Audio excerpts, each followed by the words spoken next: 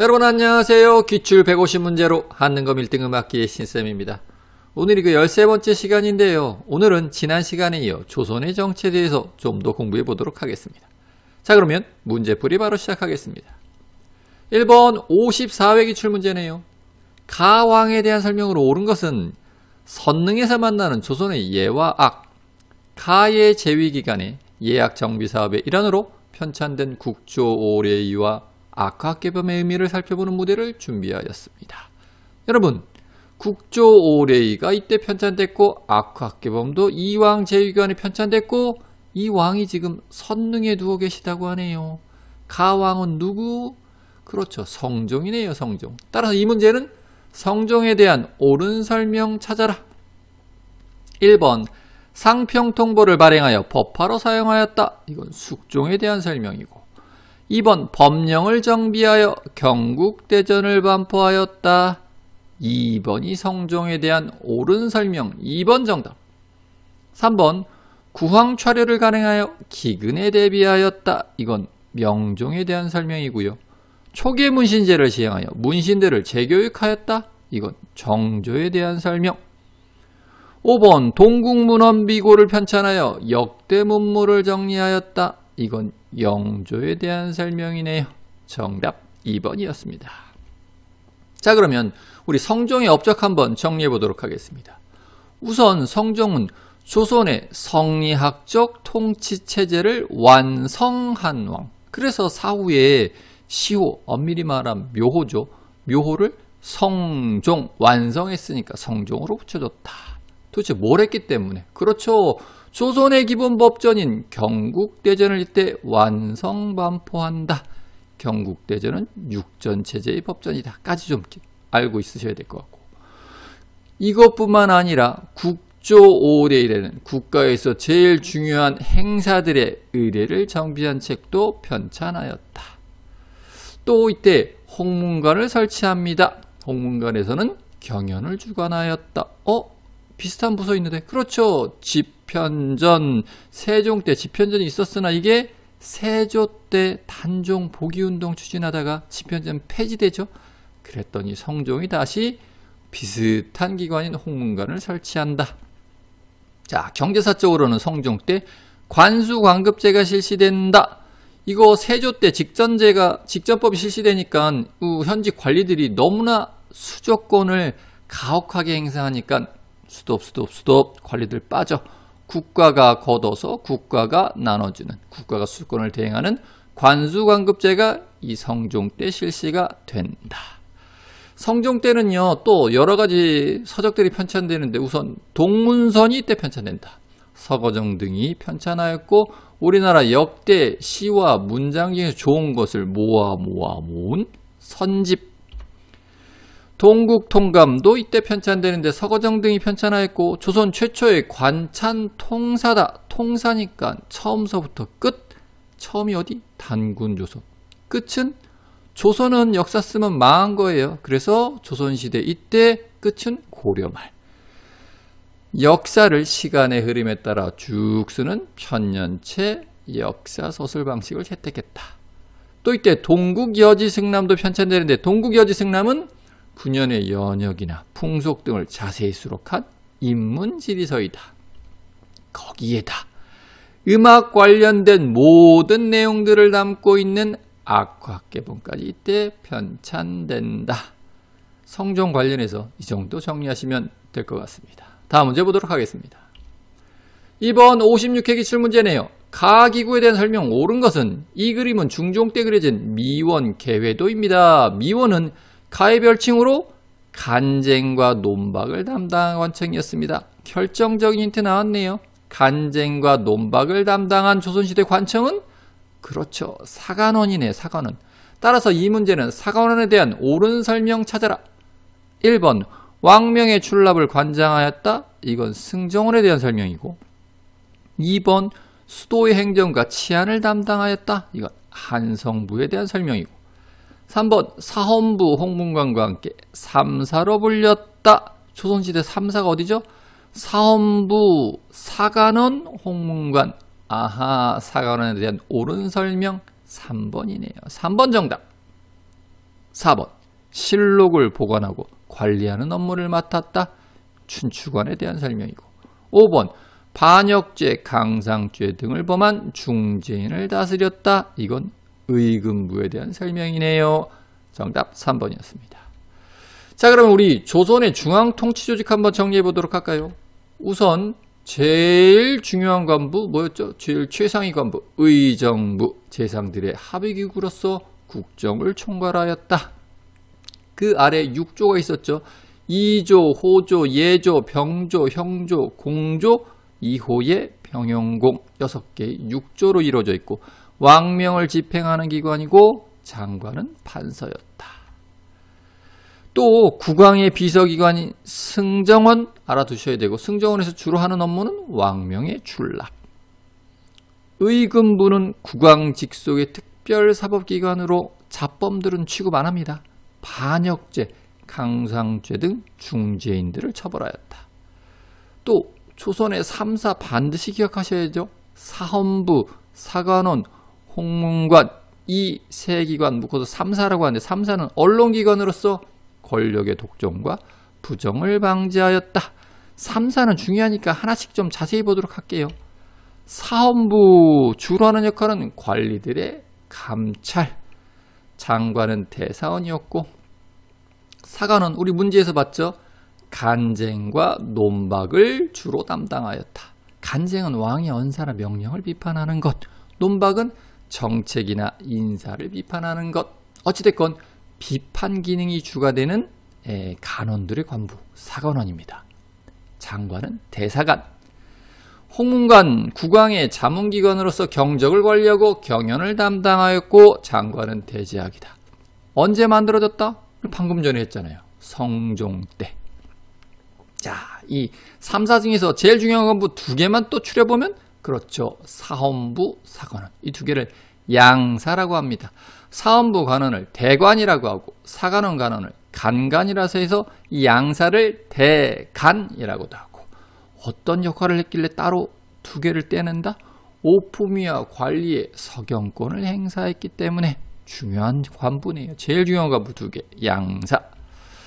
자, 그 이외에도 역사서, 실록이죠. 조선왕조실록. 실록을 편찬하고 보관하는 업무를 담당한 춘추관이 있었고 수도 한양의 행정과 치안을 담당했던 한성부도 좀 기억해 두셔야 되고 또 큰 틀에서 조선의 관품이 어떻게 된다? 18품.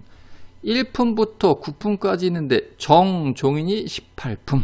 그 중에서 우리 6품관 이상은 상계, 하계로 구분되니까 총 18품 30개.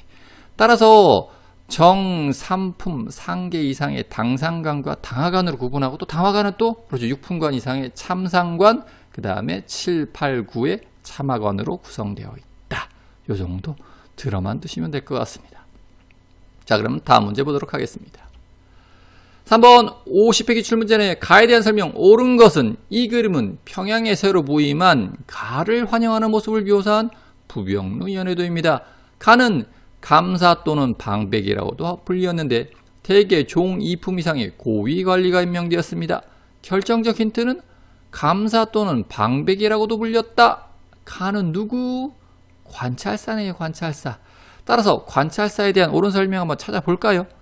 1번 간관으로서 간쟁과 봉박을 담당하였다. 방금 전에 했는데 요거 사관원 관원들에 대한 설명이고 2번 6조 직계제 실시로 권한이 약화되었다. 6조 직계제는 국왕이 의정부를 패스하고 6조와 직접적으로 소통하면서 정책을 결정하는 거.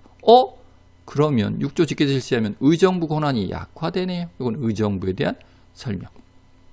3번 호장, 기관, 장교, 통인 등으로 분류되었다. 이건 향리에 대한 설명이고 4번 관내 9년의 수령을 감독하고 근무 성적을 평가하였다. 이게 관찰사에 대한 옳은 설명이네요. 4번 정답. 5번 출신지의 경제소를 관장하고 유양소 품관을 감독하였다. 요건 경제소 관련된 지문이네요. 정답 4번이었습니다. 자, 그러면 우리 이번 기회에 조선의 지방통치조직도 한번 정리해 보도록 하겠습니다. 우선 조선은 전국을 8도로 구분하였고 도 아래에는 부목군현을 설치하였다. 그리고 이 조선의 지방통치조직 특징, 고려시대에는 속현이나 향부곡소 같은 특수행정구역에서는 이게 몽땅 소멸되고 조선은 모든 군현의 지방관, 파견, 요거 반드시 좀 기억하셔야 됩니다. 중앙집권화가 훨씬 더 가속화되었다고 기억하셔야 되고. 자, 우리 구체적으로 보면 팔도에는 그렇죠. 방금 전에 문제에서 본 관찰사가 파견되었는데 관찰사 이름이 여러 개예요. 감사라고도 불렸고 도백이라고도 불렸고 방백이라고도 불렸고 임기는 1년이고 해당 지역의 가명에 상주하였으며 관내에 있는 수령들을 지휘 감독하였다.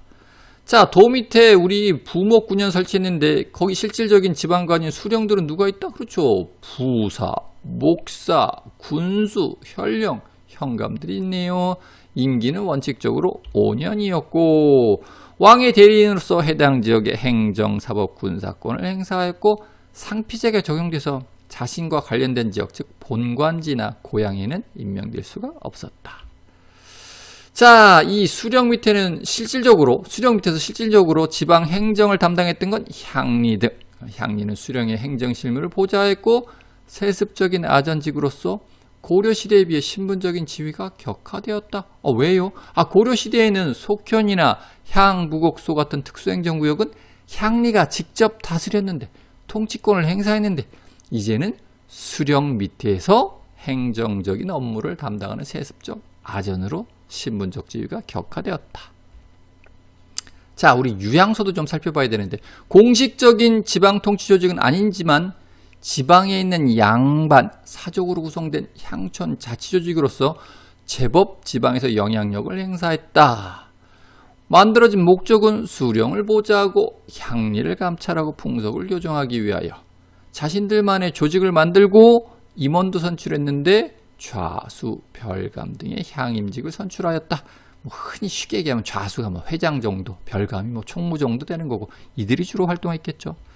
자, 근데 지방에서 이들의 영향력이 너무 세지니까 이걸 통제하기 위해서 중앙에 만들어 놓은 관부가 경제소, 서울에 설치됐고 중앙의 고관이 자신의 출신 지역의 유양소를 감시 통제하는 기능을 갖고 있었다. 이 정도 정리하시면 될 것 같습니다. 다음 문제 보도록 하겠습니다. 4번 55회 기출문제네요. 가에 대한 설명을 옳은 것은 오늘은 5군용 중 가장 먼저 설치된 가의 운영사항을 알 수 있는 자료인 훈국 등록에 대해 알아보겠습니다. 게임 끝났죠. 조선 후기 중앙군인 5군용 중에 가장 먼저 설치된 것은 훈련도감. 자, 그러면 우리 훈련도감에 대한 옳은 설명 한번 찾아볼까요? 1번 수원 화성에 외영을 두었다. 이건 장용영에 대한 설명이고 2번 용호군과 함께 궁성을 호위하였다. 용호군? 응양군, 용호군 어서 들어봤는데 고려시대 2군 6위 중에서 2군에 대한 설명이네요. 3번 후금의 침입에 대비하고자 창설되었다. 요거는 조선 후기 중앙군 5군형 중에서 총융청, 수호청에 대한 설명이고 4번 포수, 사수, 살수의 삼수병으로 편제되었다. 이게 훈련도감에 대한 옳은 설명이네요. 4번 정답. 5번 일본인 교관을 초빙하여 군사훈련을 받았다. 이건 개화기 고종 때 만들어진 별기군에 대한 설명이네요. 정답 4번이었습니다. 자, 그러면 우리 이번 기회에 조선의 군사제도도 한번 정리해 보도록 하겠습니다. 조선의 군사제도 양인 개병제가 원칙이에요. 16세 이상 60세 이하의 모든 양인, 천인을 제외한 모든 양인이 군역의 의무를 지게 된다. 하지만 현직 관료와 예비 관료층인 학생, 지방의 관료인 향리들은 군역이 면제되었다. 따라서 원칙적으로 이 현직 관리가 아닌 양반들 군대 가야 되는데 그렇죠. 자신의 영향력을 행사해서 군대에 다 빠진다. 자, 조선 군사제도는요. 조선 전기와 좀 후기로 좀 구분해서 좀 살펴봐야 되는데 조선 전기의 중앙군은 5위. 5위는 호분이 이렇게 했는데 그거 모르셔도 됩니다. 어찌됐건 조선 전기의 중앙군이 5위다. 요 정도 기억하시면 될 것 같고 조선 전기의 지방군은 태조 때 영진군이 설치됐다가 세조 때 진관체제로 바뀌었다가 명종 때 을묘외변을 계기로 재승방략체제로 바뀌는데 제일 중요한 건 세조 때 만들어진 진관체제. 어떤 시스템이다? 거진 중심의 지역단위 방위체제다. 자, 이제 조선 후기를 살펴보겠습니다. 조선 후기의 중앙군은 오군영. 오군영은 좀 기억하셔야 됩니다. 훈련도감, 어영청, 총융청, 수호청, 금이영이 있다. 자, 그 중에서도 훈련도감 아주 중요하죠. 임진왜란 중에 설치된 5군영 중에 가장 먼저 설치된 군영이고 급료를 받는 상비군으로 조직되어 있고 포수, 사수, 살수의 삼수병으로 구성되어 있다. 조선 후기 지방군을 살펴보면 일단 진관체제가 복구됩니다. 왜냐하면 임진왜란 때 이 제승방략체제가 거의 1도 기능을 못하기 때문에 진관체제가 복구되고 병력동원은 소군 시스템으로. 소군이 뭐죠? 양방부터 노비까지 편제된 부대로서 농한기에 훈련을 하고 유사시에 전투에 동원되는 일종의 예비군 성격이다. 뭐 이 정도 정리하시면 되겠습니다. 자, 그러면 이것으로써 오늘 수업 마무리 짓도록 하겠습니다. 감사합니다.